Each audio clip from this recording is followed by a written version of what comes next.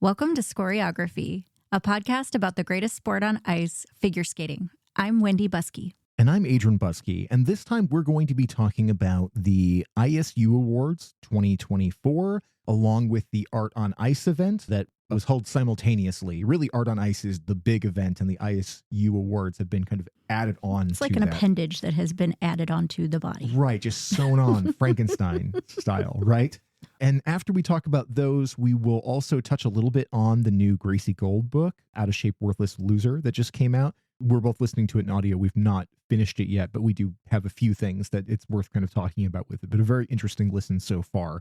Before we get to all of that, I do want to remind everybody that we're going to be doing a Q&A episode here coming up in about a week. Yeah. Essentially, what we want is to get questions from you for us about whatever you want to talk about in the world of skating, whether it's our feelings or opinions on maybe things we have not talked about or covered or, mentioned in the way that you'd like to hear about individual skaters, programs, skating culture, events, things that we look forward to or things that we love most about it. Whatever those things are, we just want to get your feedback about what we should be covering in that episode. Exactly. I want more questions about absolutely everything. We've seen some really interesting ones. I really particularly enjoy one that we're going to be talking about next week in terms of skating from the 90s. I got lots of thoughts and feelings about that. So, looking forward to more questions from you and to talking more about those next week. Yeah, so if you're listening to this on YouTube on this episode, you can go into the comments and leave a question there. We'll also have a comment where you can leave it in the thread, but anywhere in the comments will be fine. If you're listening anywhere else, you can go to our website at scoreography.show/questions. There'll be a mail form there for you, and you can submit your question there. But please do hop in and send that to you. We love interacting with you guys. We love getting your queries, your comments, understanding like what you're looking for and what you're excited about in the world of skating. And we want to use this episode to kind of reflect those conversations we've been having and kind of share them with everybody. So that being said, well, let's talk about the ISU Awards and Art on Ice because... Let's talk about it. There's so much to talk about. The weird thing about Art on Ice is that it is simultaneously something that I really dig because I like the melding of live music and spectacle of art alongside the athleticism of skating. It's one of my favorite things about skating in general. Absolutely is that blend. Agree. And to see this event over in Switzerland where there's a lot of pageantry, it's a huge venue and tons of people and exciting, musical artists. I mean, like Natalie Imbruglia was on this thing and Dave Stewart from the Eurythmics. They are maybe kind of heritage artists, but it's still really cool to see them in an event like this. At the same time, there's a lot of weird awkwardness in the production where it often feels like the actual skating is very secondary to a lot of the other things that are going on. We're watching it because we want to see the skaters, but there's a lot of extra stuff happening. They really go very sexy with a bunch of stuff in a way that, I don't know, like, I'm not prudish, okay? So I want to I'm not here to kink shame or anything. Whatever, like your thing is, man, I'm cool with it. But like, I don't know, there's a few places where I felt slightly awkward about what they were doing with the production. But then alongside all of that, they've also sewn on the awards. Keeping with the Frankenstein theme. Right, yes. They have added this extra element into it to do the ISU Awards. And for being the sport's now kind of big major international award thing, there still does seem to be kind of an oversimplification in the way that they present them. It just feels like there was maybe better ways to do this, but they've been only been doing these awards for like 4 years, and it just feels kind of awkward. The whole thing is definitely awkward. The ISU Awards in general, we've talked about it before in terms of the categories feel very arbitrary. Even during the production today, watching it, they had to kind of almost over-explain what each category meant. To start with, you had most valuable skater. That's a complicated word, valuable. So in what way are they valuable? Last year's winner was Nathan Chen, and I felt like because he was the Olympic champion, they could sort of brush it off as like, yeah, he's the most valuable skater. He won. Sure, okay. I mean, I love Nathan Chen. I'm a Chen enthusiast. It's a little bit difficult to use that word because it could mean so many different things.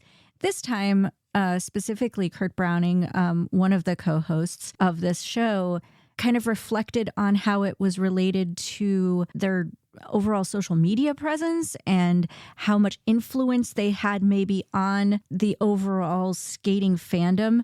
The other co-host of the show, Elma Smit, who's more of a European sportscaster, as I understand it, sort of a influencer, she was great, but she even seemed a little confused by it. In general, just felt very fluffy. But Ilya Malinin won, and I can't really argue that in terms of his overall influence on the sport right now, but they made a point of mentioning how many Instagram followers he had, and that felt a little strange, but I guess they're just looking for any way to kind of point to what valuable means. So I think the challenge of having an MVP award is that you're echoing a lot of other team sports that have this. And typically the MVP award reflects a single player amongst a group who has contributed so much to a team that the team depends on and is elevated by their presence and how they play the game. Right. Doing that in a sport where, barring a couple of very specific competitions that are team-based, everything else is individual. So having an MVP means you have to change the definition of what it is a little bit. I think what they were really leaning on here, and I understand this to a degree, is the athletes that are most generating hype and interest and drawing in an outside audience. This nomination system's kind of weird too. So they're sort of crowdsourcing who's going to be the overall nominees, and they'd break it down to a collection of like maybe 8, and then it would be narrowed down. I'll qualify it as I understand it. In December, we saw the ISU drop overall potential nominees, a longer list of skaters for people to vote on, to choose who they think should be the top 3 nominees for this award. And by that, you mean like the greater skating fandom? Correct. So they presented 6 of these 8 awards because the Lifetime Achievement and the Special Achievement Award were not voted on. So you had your 6 categories that were going to be public vote. That voting went on for roughly a month. From there, they narrowed it down to the top 3 in each of those 6 categories. Those 3 in each of those 6 categories were voted on by an ISU selected judging panel that included Surya Bonali and Brian Boitano and a collection of other like very notable skaters. I think Mickey Ando was in there. So you have them selecting from those 3 fan voted people who the actual winner is. So it is an odd little process of like sort of people's choice, but sort of not. I think that leaves it feeling very vague, especially when it's coming from the ISU. There's just something generally confusing about it, but I am here for more promotion of the sport. It's worth watching and being interested in, but it also feels vague. Well, the process feels kind of backwards compared to most of the time you would see like a nominated group would be put out and then collectively like a People's Choice Award, people would then choose the winner based on that selection pool. Right. This is in reverse of that. And that's fine. I mean, they can choose to do this however they want. Award shows are all kind of nonsense anyway, right? A bit. I mean, that's how I feel about the Academy Awards or anything out there. Like essentially they're a popularity contest in the end. And in general, like going back to where we started, the most valuable skater being Ilya Malinin right now, I tend to agree with. If we're looking at who is doing the most for growing this sport and generating excitement, the guy who just landed the first and only quad axel in the sport,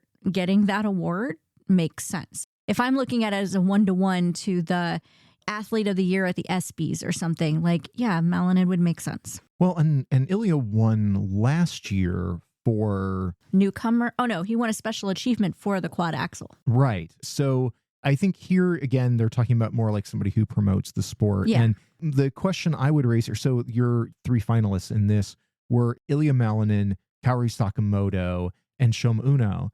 And by the qualifications of like just, you know, what's your social media following or how you're promoting it, my question would be, where was Amber Glenn? She's the one with a TikTok following of if we're going on social media presence, where's Elage Blade? Sure, yeah, but not person who's actively competing in skating right now. I'm just going figure skating on a whole. But in any event, I mean, this is how things got voted and narrowed down to this group. And certainly Ilya is developing a reach outside of just maybe standard skating. I can't fault it there by any means or any really of those three choices, but there's also that kind of sense of like who showed up at the event. Like, it did feel very much like that. Did you skate on the ice? Here's an award. Can I give this to you in person? Here you go. And there were a couple of little surprises around stuff like that. But yeah, I mean, I guess if that's the goalpost you're going to use to measure most valuable skater, there's a lot of people that are not going to love that as a choice. I'm fine with it based on the criteria as Kurt described it, but it is a kind of a murky territory. It is. And still, congrats to Ilya, because he is one of the icons of the sport right now. There's no denying that. And then when you move on to most entertaining program, your winner in that category is Adam Schauenthal. There's a lot of really fantastic, really entertaining programs this year. He was up against Kevin Amos for the Bolero program. That one feels a little loaded because early in the season, that was an extraordinary program, but we saw Kevin melt down so much at the end of the season that it's hard to look at that one and remember just how wonderful it was without also carrying the baggage of the difficult programs that he had at Grand Prix Final and French Nationals and Europeans. Right. So, yeah, I felt like there was no way you're going to hand him a trophy for that one, even as good as it was at like Skate America. And then the other one was Lila Fear and Lewis Gibson for their Rocky program, which is undeniably fun and a super crowd pleaser, but very polarizing in a lot of the fandom. Yeah, I was going to say, I think it's safer not to give it to them just because of the anger it could induce in ice dance fandom. Giving it to Adam for his free skate, I love that program. Oh, it's phenomenal. And I really liked in hearing him talk to Kurt afterwards. And shout out to all the international skaters who have to be reasonably fluent in English in order to deal with any of these things. It doesn't seem like there's a translator in sight. So they're all going into these interviews and trying to understand what's being asked of them and to speak eloquently about it. That is a challenging thing. And as somebody who speaks one language reasonably well and a couple others enough to ask where the bathroom is, hats off to all of you guys for being game for that. And that includes a couple of the other winners as well. But Adam here talked about how that program, it does really have a narrative. It's about a person writing a diary about the challenges in their life, reflecting on the things that make them angry, the things that make them sore, and channeling the energy of the emotion of a life examined. I love that about his programs. I love that he and Benoit are always designing these things that are really thoughtful and really emotive, while at the same time channeling what Adam does best, which is that intensity, that electric quality, and some of that acrobatics. Absolutely. Like, I know that sometimes Benoit's choreography isn't for everybody. I know that there's varying opinions on Adam's skating because it feels like these programs may be a little bit similar to last year's. I am with you. I love them. And I really do feel like Adam is so thoughtful for also being so massively athletic. He can do these incredible feats of acrobatics and incredible jumps, but also always have a point of view. And it's my favorite thing about his skating. Even when he's a Jedi out there, like swinging a lightsaber, he's got a point of view. Adam is a very compelling skater for that reason. And I'm thrilled to see him being up there, also getting an award alongside Ilya, because it shows like the two of them are growing this sport together. And there was a really fun clip behind the scenes of the two of them doing side-by-side quad lutzes, which, I mean, good Lord. But it was just so much fun seeing them messing around together and just throwing these crazy, difficult jumps side by side and then high-fiving, like rivals, but also admirers of each other. It's wonderful to see that. It was also really great to see Adam skating to the exhibition program stuff here at Art on Ice, because you got to see a more joyful, a happier version of his skating, which you know that he is happy on the ice, but his programs tend to be a little darker, a little bit more complex, very emotive. And what you got here is an opportunity to see a lighter side of him in these programs, which I thought was very cool. And then we move on to Best Newcomer. This particular category was interesting because it was all from the women's discipline. Everybody who got voted in was a individual singles women competitor. And that included Nina Pizzarone and Kimi Rapont, both terrific choices. But then the winner was Hana Yoshida, which makes an awful lot of sense. Absolutely. She's had an incredible season when you look at the fact that she's just coming up from juniors, making such an impact on the senior scene already. Bronze medal at the Grand Prix final. She's going to Worlds on that extremely difficult to get on Japanese team. She's medaled at Grand Prix throughout the season. She's just been somebody that you know from the get-go to keep an eye on. And I think she even won Cup of China now that I am going back through the archives of this season in my mind. It's really been astounding at her trajectory, and I think she absolutely deserved this. And I can't wait to see more from her. She's just vibrant and exciting on the ice. I loved during the interview that Kurt asked her if she planned to do 2 triple axels in her long program. And she's like, maybe someday, but like, I just want to get those 2, the one in the short and the one in the long first. And it's a very mature attitude, but I'm also excited for whenever she can bring 2 to the long program, because I think she can. Yeah, I mean, she brings so much talent to the ice and so much brightness and warmth as well. So I'm very excited to see what happens with her career going forward. And this is a very nice thing for her to come home to in Japan and be like, oh, I'm an ISU award winner now in my first season. It's essentially Rookie of the Year, right? So that'll be a nice thing for her to bring home. And I'm sure that the Japanese fandom will be super hyped for her. I certainly am. And then we go to Best Costume. And what I think is kind of curious about the way this one went down is simply that the final choices were all good, but I feel like they were fairly watered down from what the initial offerings were, what the initial nominations were. It feels like the fandom really brought it down to some safer bets. Is that the right way to think about it? I think so, a little bit. I would agree with safe. You have Maddie Chalk and Evan Bates in their time-themed free dance costumes this year, and Maddie has won this award twice.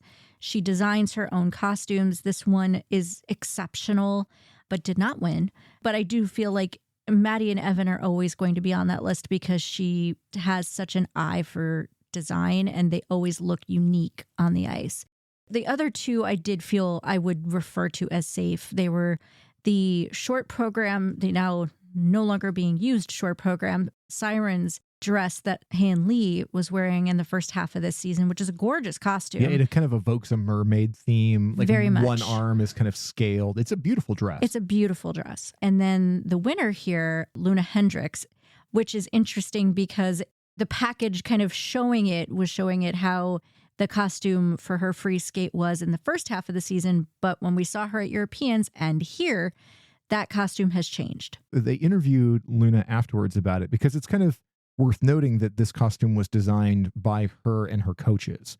Maddie Chalk did her own. Han Lee's was designed by a separate designer. In this particular instance, Luna and her brother, who is her coach, and then her choreographer, they're the ones who kind of scoured the web, looked for a lot of different ideas, sort of hodgepodge something together. They were kind of taking elements, according to her, and sort of creating what they wanted to see. I'm sure there was a third party involved somewhere else, but they did not mention that. Well, somebody had to make it. Somebody had to actually make it, but it does seem like the vision came from them in this particular scenario. The version that you saw early in the year is not the one that she's skating in now. We did kind of have a wonder if maybe she'd gotten a little bit of feedback that maybe the outfit was maybe a little too revealing or a little too sexy, maybe pushing the envelope a little more than the judges liked, because it was essentially barebacked. I mean, it's all sheer, but you have this sort of rows of sequins and studs and stuff kind of running across the front. But in the back at the time, it was pure and open black mesh. Now there's more details kind of running around it in the back and in the collar, and it now has pants rather than a skirt. And yeah, it's different. It is. And she had made the comment in the interview that it felt more suitable to her long program. So that could mean a lot of different things. It could be, to your point, that she received feedback that maybe it was just a little too much, if you will.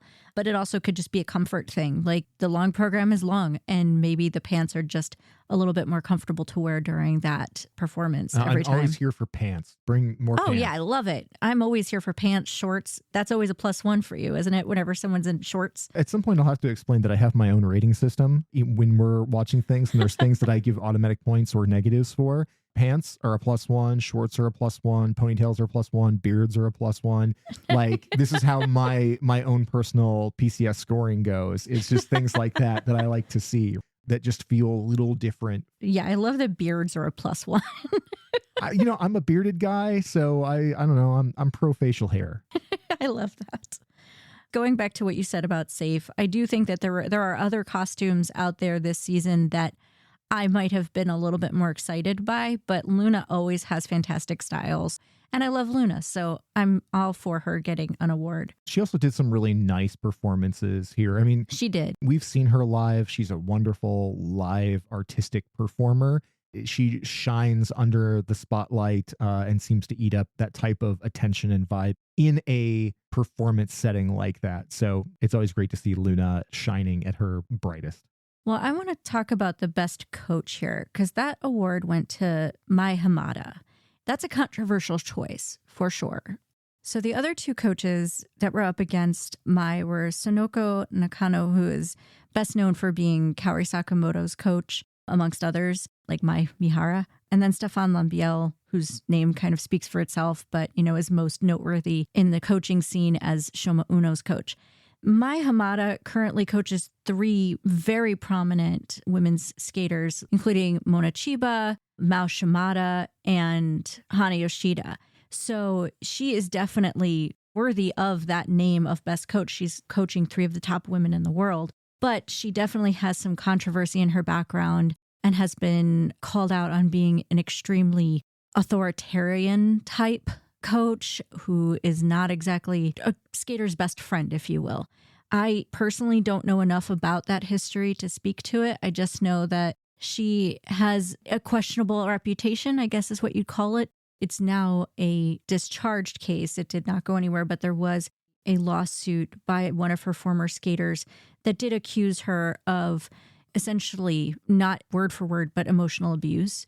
So it's definitely a question mark as to how ethical this coach is. But again, I don't know that I know enough to speak about it in an educated way. Yeah, I definitely haven't deep dived on that particular thing. But if you're talking about somebody whose students are having a hell of a season, Hamada's group of skaters right now, like you said, Mona Chiba, Hana Yoshida, Mao Shimada, they're all performing so well this season. So you can understand why the decision would be made to name her best coach of the year in a season where there's a number of things that are just slightly uncomfortable or a lot uncomfortable. That's one that does feel a little like, ooh, but barring all other details, the work speaks for itself, I guess, in that particular arena. Yeah. In her acceptance speech, she said she was striving to improve as a person as well as a coach. So I'm hoping that is true. Yeah. How about best choreographer? We'll make this one a little easier in the sense that Benoit Richaud won. And I feel like he's choreographed damn near everything this year. So yeah, him winning made sense over Shaylin Bourne, who, if it wasn't choreographed by Benoit Richaud, it was choreographed by Shaylin Bourne this season. So them being up there makes sense. And then we saw Stefan Lambiel up there again. So I'm always happy to see Stefan in that mix because I do adore him. But Benoit winning just tracks with how this season has gone for sure. All very worthy, but I think when you look at most entertaining program having gone to Adam Shamva, it seems like it's a given that it's also going to go to Benoit. But yeah, you want to talk about somebody who's doing it all right now and has so many different skaters skating to his programs. He's very in demand. He is iconic himself just on the sidelines. I mean, I still swear the guy looks like he is some sort of international assassin who just happens to be a figure skating choreographer at the same time. And I think he has cultivated that vibe in a big way, but oh yeah, I think he enjoys it. Yeah, he knows what he's doing, but that seems like a deserved one. I've got no arguments against that. The one that I think is both really cool and also had such a strange way of delivering it. The intention was pure, but the delivery was weird and awkward, was the Special Achievement Award. That was my favorite moment of the entire 3-hour broadcast because the special achievement went to Deanna Stellato-Dudek. And while I know she has a lot of feelings, some are big and some are scary, this one was very pure. And I did feel like it was very sweet and very deserved. But I agree, the way it was presented was awkward because they had apparently told her she was going to be presenting Best Choreographer with Kurt Browning. And when she opened the envelope, she saw her own name. And you could see on her face that she did not know what was happening. And unfortunately, Kurt wasn't exactly able to clearly define that for her quickly. So she still looked mostly confused when he was trying to say, no, it's you. And she's like, but I'm not a choreographer. Yeah, Kurt kind of fumbled the was delivery. Sweet. He was trying. He was trying. And it was one of those kind of weirdly off the cuff moments. But then he did explain this is actually the Special Achievement Award, and you were selected because you are a person who left the sport for 16 years and then came back and are now thriving as a woman at age 40 in a sport that tends to grind away particularly female athletes, and maybe outside of ice dance. I guess ice dancers tend to go a little bit longer, but in the rest of the jumping sports, mid-20s is usually the cap. And here you are at 40 as part of the top pairs team in the world right now. That was a big deal. It was really nice to see her recognized for it. I think the fact that she and Max were going to be on the ice, but she was in like essentially warm-up clothes.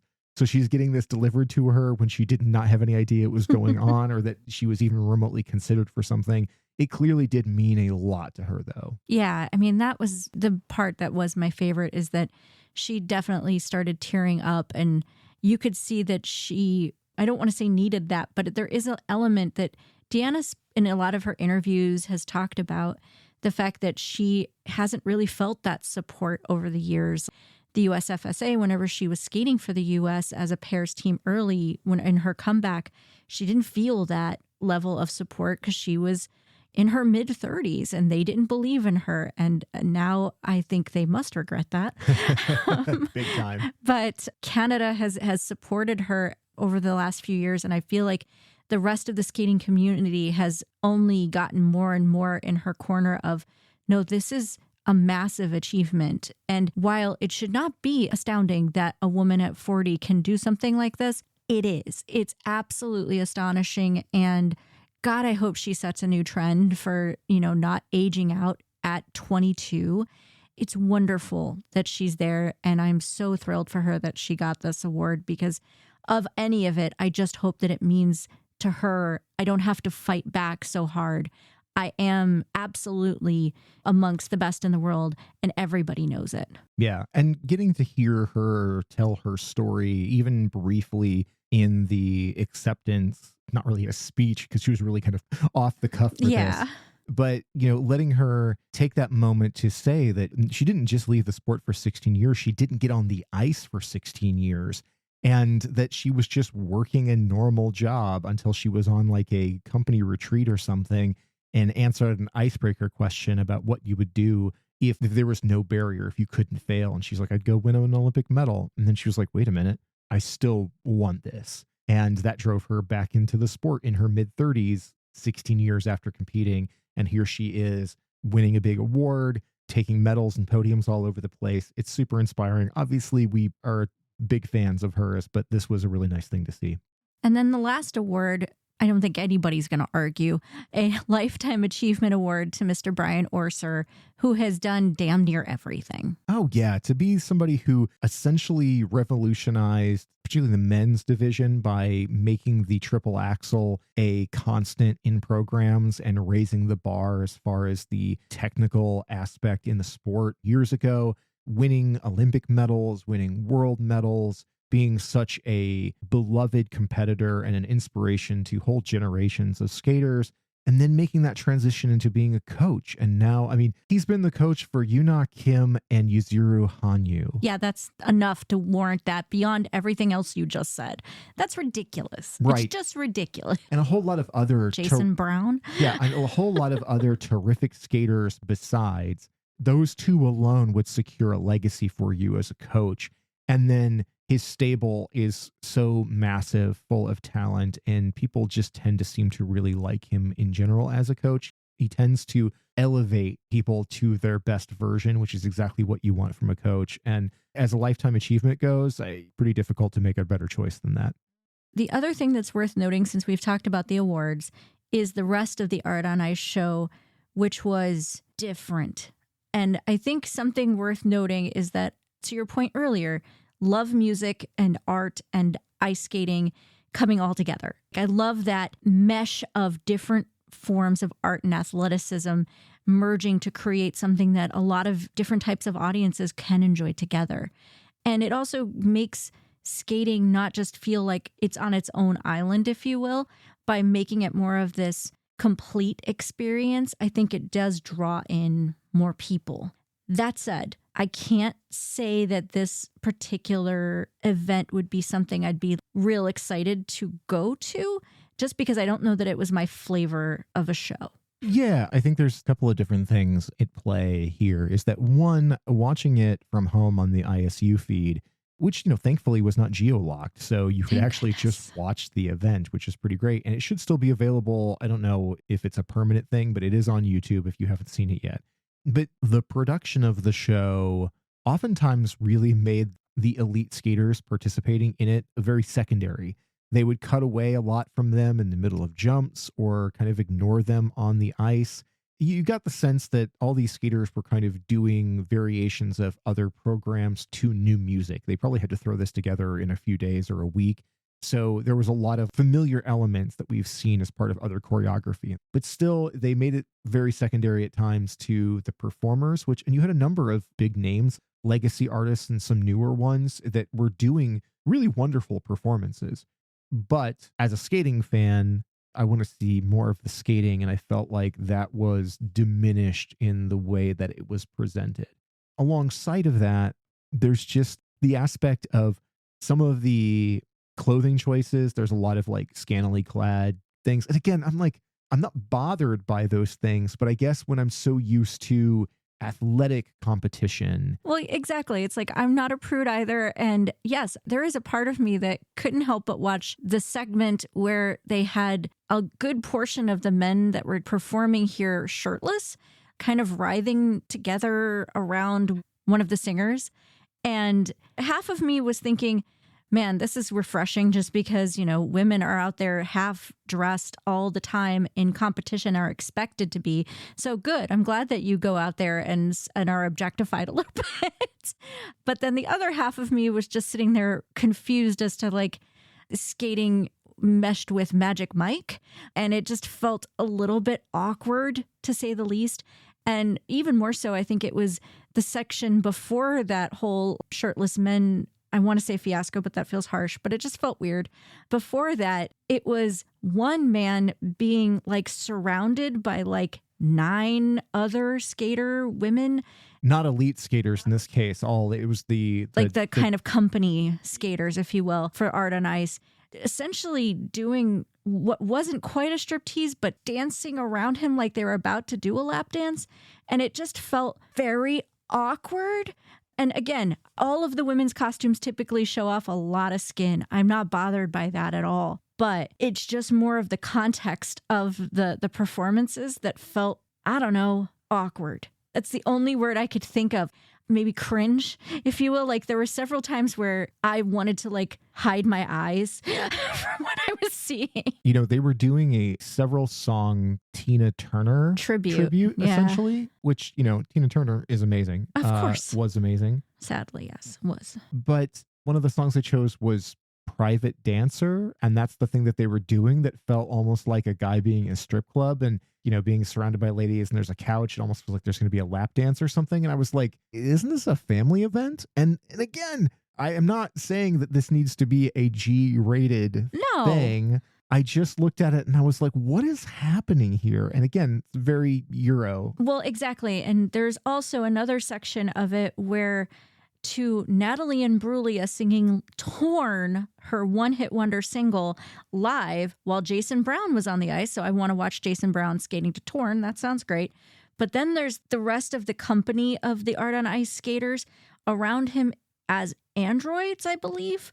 I don't know what that thematic was, but I could not understand what the heck was going on. And I don't know that it matters now, but man, I was confused. I'm like, can I just please watch Jason Brown skate pretty? That's all I want to do. And Jason was doing a terrific job, but it almost felt like... He always does. It felt like somebody had watched Guinard and Fabry, and they were like, hold my beer, we can one-up this. Oh, God, and they just missed the point entirely. Yeah. There was just a lot of the choices in this that felt like spectacle and eye candy and, you know... Fire. There was lots of fire. Yeah, there was definitely some fire, flamethrowers and stuff too. And man, you know, I like some fire. I was down with that. That was fine. It was cool. The end result of it, to me, it just wasn't what I would be looking for. And I can say that after watching the televised version of this that was chopped up into a million bits in between awkward award show segments.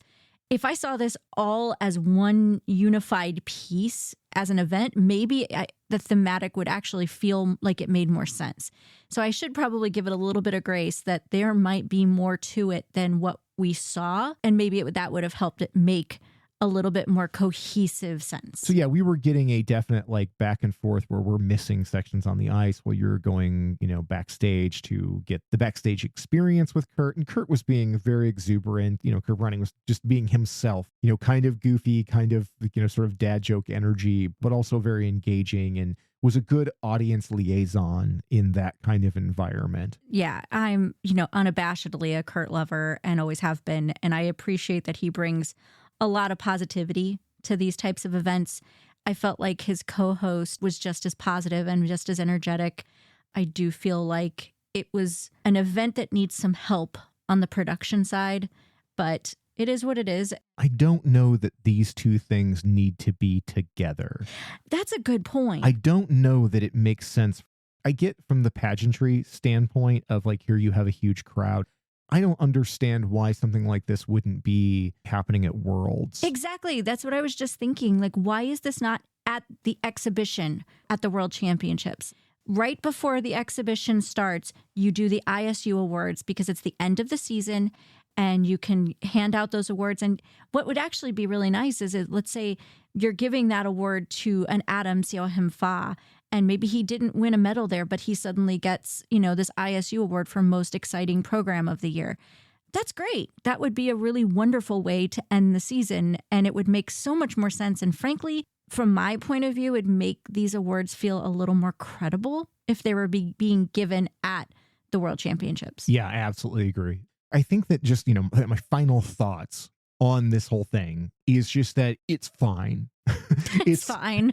It's a show. I don't know that this is the kind of thing that if you showed it to new audiences, that it would really make them go, oh man, skating's really cool. I think it makes the actual elite skaters very secondary, and the entire experience is just awkward enough that I think it would probably be kind of off-putting for an audience that was not already involved in it.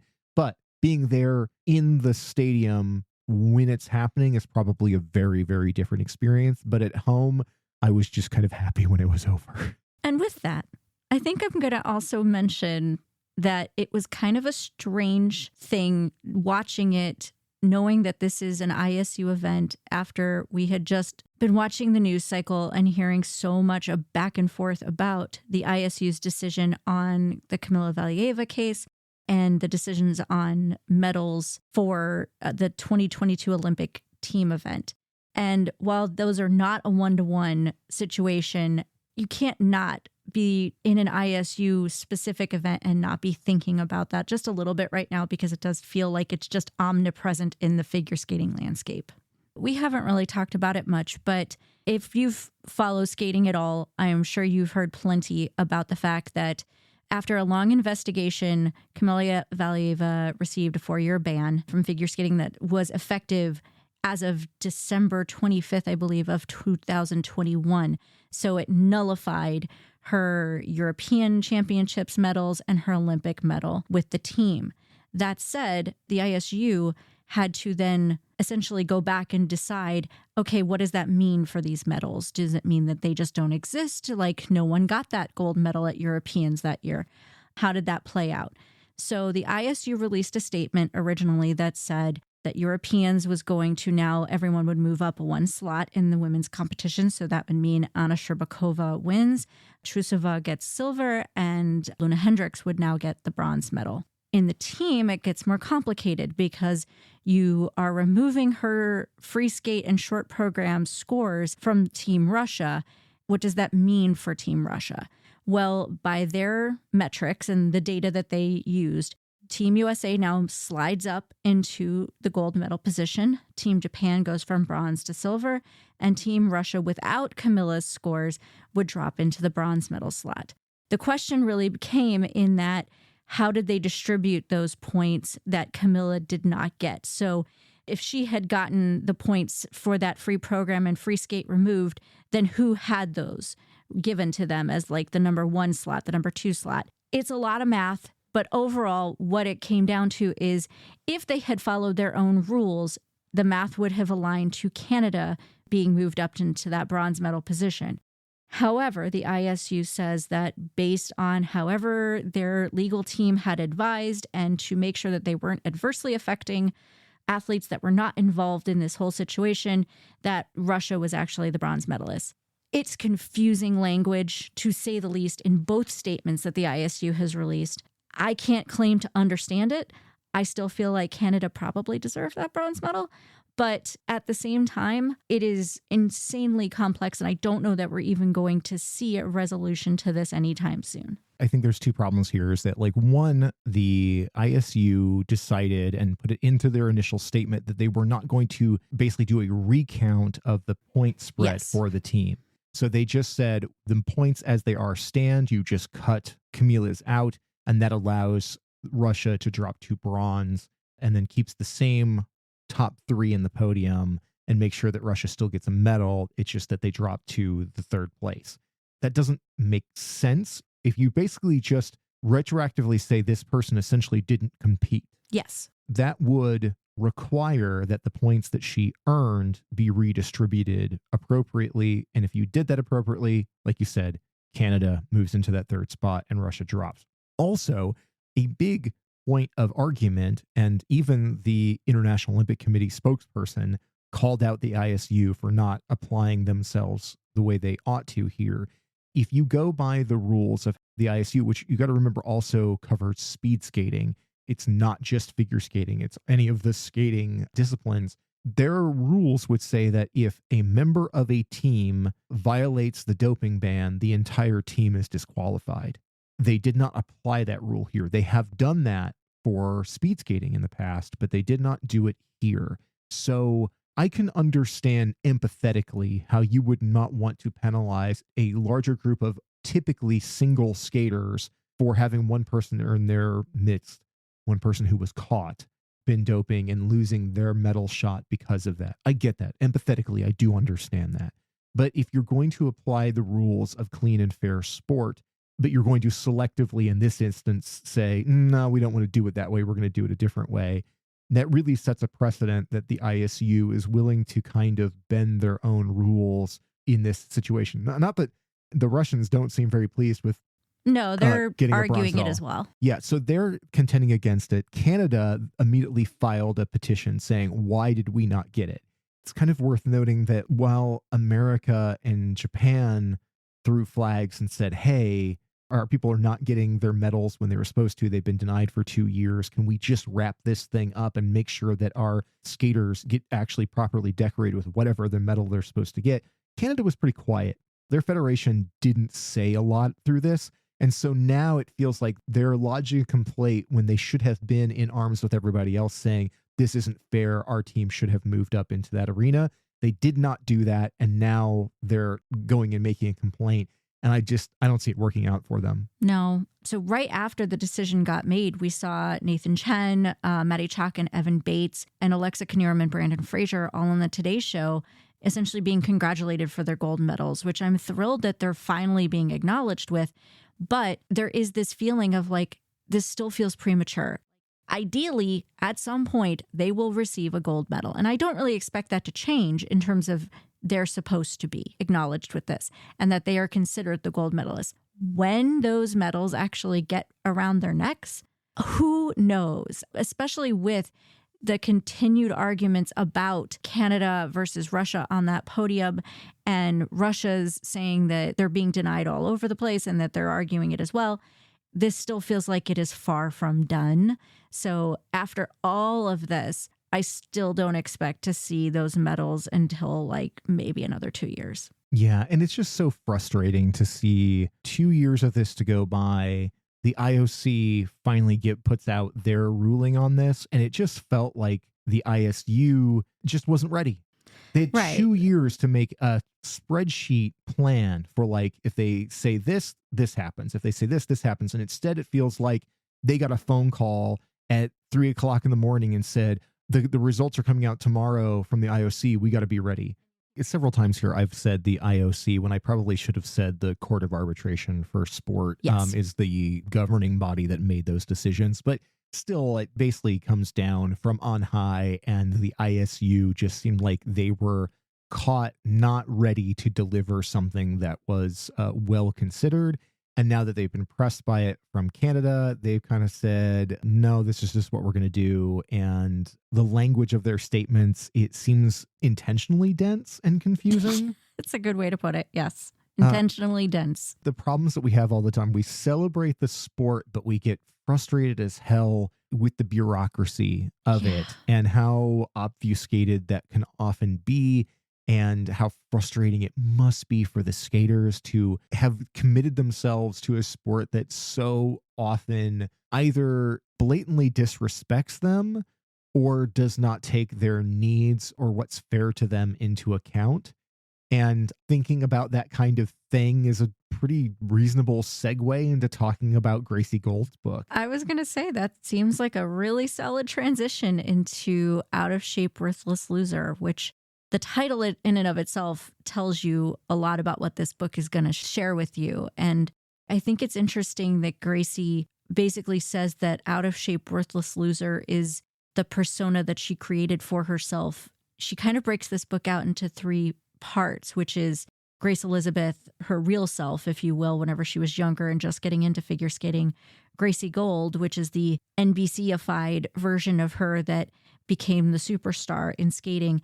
And then Out of Shape, Worthless Loser, which is sort of the inner voice that she was fighting all along, and the version that she kind of, in her dark humor way, saw herself as for a long time. And so far, we haven't finished the audiobook yet. I think I'm about 2/3 of the way through.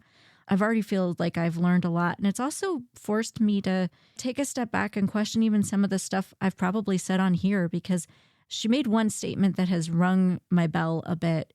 Making sure that you're keeping your commentary to the skating, not the skater. I think that's a really fair point to make. A performance is a performance, but these are humans and they are going through a lot to be out there to perform. It definitely is a worthy read because I think it will alter some of the thinking around how each of these skaters progress through the sport and how tough it really is. Yeah, I think that if there's anything that all of these different memoirs that have come out over the years, you've got Nathan Chen's book and Adam Rappon's and plenty of others beforehand, I think they're a very worthy listen or read for people who are fans of the sport to really understand what a brutal endeavor it is to do this, to invite this level of scrutiny onto yourself, usually very young, and to grow up in a system that expects tons from you and maybe doesn't always support you along the way. It's a thing I always think about how, so many athletes are doing things that only require them to be actively performing, if you will, for short amounts. Now, take away people who are running like decathlons or whatever that are doing hours longs or, cycling, whatever, but so many other things like if you're in football, I say that because we're recording right now as the Super Bowl is starting. You can tell where our priorities are. Yeah, not I don't care. But these are sports where people play for a matter of seconds at a time and then stop and reset. Baseball, people stand around for a very long stretch of the game. Basketball is played in bursts. Sprinters, yes. Like who the best in the world get under 10 seconds. Right. These extremely quick things. And then you look at a free skate in figure skating and you've got 4 minutes and change for somebody to be going all out nonstop, throwing themselves in the air, sometimes falling hard on the ice and getting back up and doing it again. I fell in our yard a few weeks ago on my hip on slick grass because it had been raining and snowing. And that was it for me for the day. That was as much as I was going to accomplish after that. And they have to take these impacts and get back up because they're elite competitors, and that's what you have to do. But listening to Gracie talk about the pain of it, of how much you love being able to do it, but what the agony of the actual competition is, and how much emotional agony can go along with that too if you are mistreated by coaches or your own family. There's a lot of it that's really infuriating. And of course, anytime you're listening to a memoir, you're getting one person's view of a situation, and hopefully a lot of it is vetted. And it seems like a lot of her stuff has talked to some of the people that she's, referencing in it to kind of get their own perspectives on it now. But you can't help but feel like, oh gosh, here's a person who was the great crowned ice princess with all the expectation on her. And when she could not perform for whatever reason to that expectation, the media, the skating community, the people that were close to her could really let her down a lot of that time and not respect that she was also a human being going through her own stuff. And I think the big challenge anytime a skater is on the ice or any athlete is out there doing what they do in their sport is that you want them to be performing to the best of their ability, but most of us don't know what's happening with them off the ice, off the pitch, off of the field. And we shouldn't know for the most part, but we should respect that you can't always just go out there to perform and let go of everything else. That's not really how life works. Listening to something like this, I think, illustrates that really well. And I think it encourages a great deal more empathy. That's the word, empathy. I feel like coming out of every few hours of listening that I've done for this book, empathy is a big word that has come to mind. Like you said, we try to celebrate the skaters on this show. We're critical. We make comments about the sport itself and what they're doing on the ice. But I really hope it's clear that we come from a place of being empathetic for these human beings who are out there doing incredible feats. So it's a good reminder for me to always be keeping that in the back of my mind, that when I'm watching, that I'm not seeing the full picture, and to try to remember that's why we try to be as positive about the sport as we can be, because we want them to feel supported. I also felt a little emotionally compromised in some of it simply because I was not a fan of Gracie in her main era. Not in a, oh my God, I hate you way. Of course I was never the person trolling her on Twitter or wasn't whatever. Your style of skating. And when you have those eras where you've got people who are promoted in the media as a rivalry, right? And skating loves a good rivalry. Yes, it does. If you look back at the Evan Lysacek and Johnny Weir era, I was definitely a Lysacek fan. That didn't mean that I liked or disliked either of them as a person more. I just liked Evan's skating style more than I liked Johnny's. In the era where Gracie Gold was being lifted up as America's, new queen of figure skating, I was an Ashley Wagner fan. So to see her consistently kind of get downplayed, while at the same time a skater whose style I didn't enjoy and whose persona on the ice, and she talks a lot in the book about the crafted persona that is Gracie Gold, it wasn't something I cared for. And so when I listen to this now, I'm like, oh yeah, I'm one of those people who, I wasn't ranting on you at social media. I'm never taking shots at somebody over these things. But I was certainly that person who at home wasn't rooting for her because she just wasn't my favorite. And my perspective on the sport is a lot different these days, because then I was a much more casual fan than I am now. But it changes the way I look at that era, and it changes the way I look at skating in general. Gracie is someone who has obviously been through a lot in this sport, but I think she could teach a lot about this sport and what it can do to people and ways it can change. So ideally, that's what comes out of this, is more progress towards a better overall experience for skaters that are coming up through the system now. I feel like that's all kind of heavy. I feel like the second half of this got real heavy as far as examining the news and the book and everything. But this whole episode definitely has a little bit more of a vibe than we usually do. But next week, we're going to be doing our Q&A. So bring back some levity, folks. We need it. Go ahead and ask the goofy questions. We're here for those as well. Yes. I think that, this season has been fascinating so far because there have been those extraordinary, exciting events. And there are the things that make you go, okay, that was something. The ISU Awards and the Art on Ice carries a little bit of both. On one level, it's like, oh, cool, big spectacle. And also, kind of mid and kind of weird. But still, we are running headlong towards Worlds. And I think that as long as the Canadian audience shows up for it. Yes, please sell out those arenas. I beg you. I'm so nervous about that when their own nationals, they did not fill seats for. Obviously, Worlds is a much bigger overall event. But if we've learned anything from other events, that you need to put a price point on those that is reasonable, that is accessible for people, make it so the fans can actually show up and it's not 1/5 full, because that would be embarrassing for everybody. Just take notes from Lithuania. They obviously know what they're doing. I mean, just move it there. No offense to the Canadians. Our neighbors to the north are wonderful, but we're going to need you guys to step it up for Worlds, okay?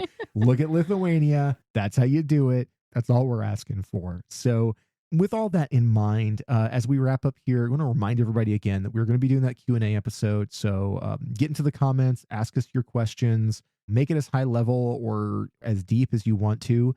A few of the questions have been for things that are like, explain the rules of ice dance, how it's, and that's bigger than what we can do now in a Q&A episode. But we do have plans for that, especially going into the off season. There's a lot of stuff that we want to be able to do that can help out with the educational side of things. We'll talk more about that later as those plans come closer towards fruition, but definitely a lot in the pipeline. But definitely, like I said earlier, leave your questions in the comment section on YouTube or go to scoreography.show/questions and you can submit your message to us through the email form there. Otherwise, we are on all of the places for podcasts. YouTube is the primary place, but we're on Apple Podcasts and Google Podcasts, which I think is going away soon and just becoming YouTube Podcasts. I don't know. That's kind of weird. Spotify as well. We are on all the social media platforms. We're on Instagram as @Scoreography, Threads is @Scoreography, Twitter as @Scoreography, and Blue Sky is @Scoreography.show. And I'll be merciful this time and not hit you guys with my silly tagline. That was just a joke last time. Don't worry. Just the tagline has been retired. Yes. But we know in skating that being retired doesn't necessarily mean retired. Oh, no. Dun, dun, dun. I'm totally kidding. But so anyway, hopefully you stick with us for the Q&A episode and the stuff that we have coming afterwards. And for Scoreography, I'm Adrian Buskey. And I'm Wendy Buskey. And we'll talk to you next time. Bye.